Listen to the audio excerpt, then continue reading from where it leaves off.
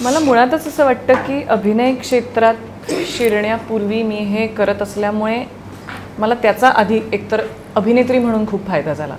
कारण कथ्थक शिकत असताना त्यातला तांत्रिक भाग सोडला तर अभिनय हा सुद्धा एक खूप महत्त्वाचा भाग असतो कथ्थकच्या शिक्षणात.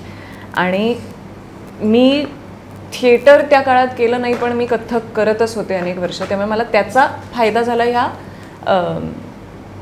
मुळात बेसिक अभिनयाची ओळख असण्याच्या दृष्टीने. नंतर अर्थात सिनेमा हे फारच वेगळं गणित आहे सगळं, त्यात असलेलं तंत्रज्ञान सगळं वेगळं आहे. ते हळूहळू मी काम करत करतच शिकले.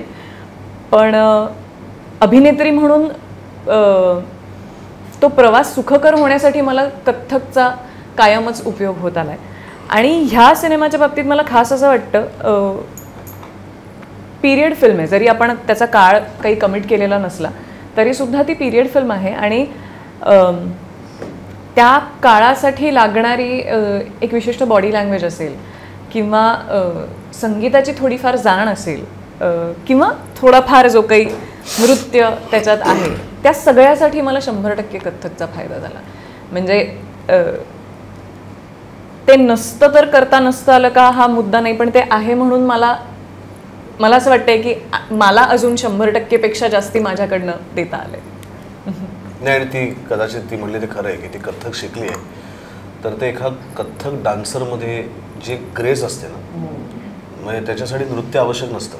उभं राहण्यात, बसण्यात, वावरण्यात जे ग्रेस असते ती ग्रेस तिच्यामध्ये आहे. म्हणून ती एका सेनापतीची मुलगी भामिनी वाटते की जिच्याकडे आम्हा पैसा आहे आणि जी तिचा एखादा दागिना खाली पडला तर असं वाक्य म्हणू शकते की ज्याला माझी गरज नाही तो मला नको, आणि तो पडलेला दागिना परत बघत नाही. ही जिच्याकडे श्रीमंती आहे अशी भामिनी वाटण्यासाठी तिच्या पूर्ण रोमारोमात ती ग्रेस असणं आवश्यक होतं.